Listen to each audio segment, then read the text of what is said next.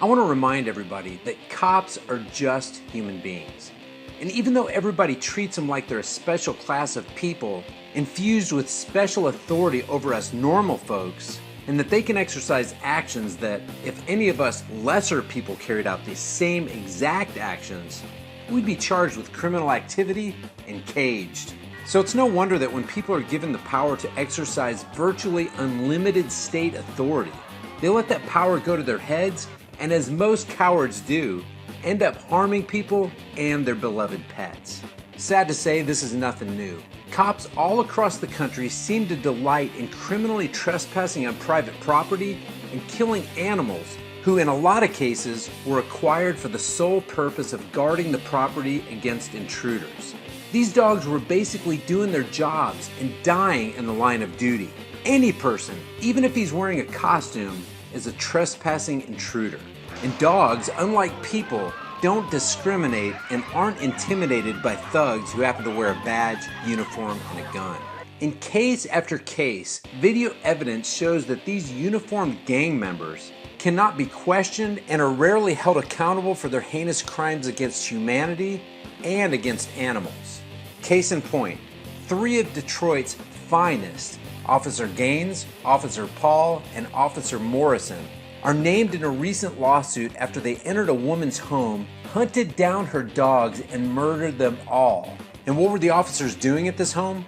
They were serving a search warrant, looking for a person who is in possession of one of the most beneficial plants on the planet, which is currently outlawed in the state of Michigan. According to the lawsuit, after the cops murdered all the dogs, one of them came to the owner of the home, Nikita Smith, and said, "I should have killed you too."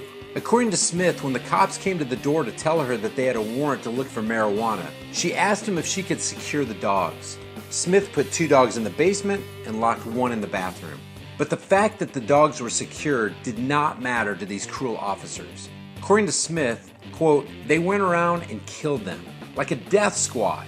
After the officers entered the home, one of the dogs was able to get out of the basement and harmlessly sat next to Smith.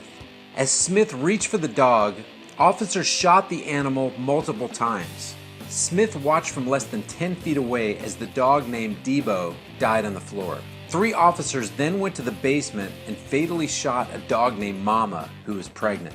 Mama was quiet and not attacking the cops, according to the lawsuit.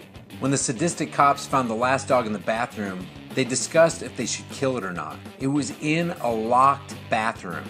"Should we do that one too?" one cop asked. "Yes," replied the other as Officer Gaines and Officer Paul opened fire, shooting through the door multiple times, killing the dog on the other side. The dog's name was Smoke. "Did you see that? I got that one good," Officer Gaines said as he laughed, according to the lawsuit. According to Smith, after the officers killed all her dogs, one of them walked up to her and said, "I should have killed you too." Then another officer told her, "You could have been killed." Pictures from the scene show Smith's home riddled with bullets. They also show the tragically brutal aftermath of Smoke's flailing around the bathroom as officers shot through the door. Blood is literally painted on the walls, guys. "I couldn't believe my eyes," said Olson. Cops incorrectly believed that Smith's home was a drug house, and during the raid they found only marijuana. Smith was arrested on charges of possession of marijuana. For possessing a plant, police officers felt it was just to break into Smith's home, kill her dogs, kidnap her, and throw her in a cage. And this is called justice in the land of the free.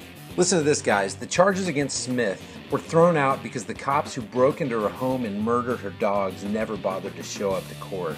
I'm going to close this video by reminding you guys that cannabis has been shown to kill cancer cells, save the lives of countless epileptic children, treat PTSD, heal bones, treat brain trauma, and a slew of other uses science is only beginning to understand.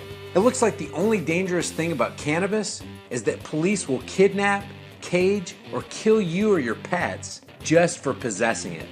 Guys, thank you so much for subscribing to my channel. If you want to support the work I do here, head on over to my store and pick up one of these hard-hitting, conversation-starting shirts that are pretty much guaranteed to provoke thought and spark dialogue as we continue to educate people about what's actually going on in the world today and how these issues directly affect us as individuals. You'll find the link to the store in the description below, and you can use the 5 off promo code to get your discount. Until next time, remember what Thomas Edison said. Opportunity is missed by most people because it's dressed in overalls and looks like work.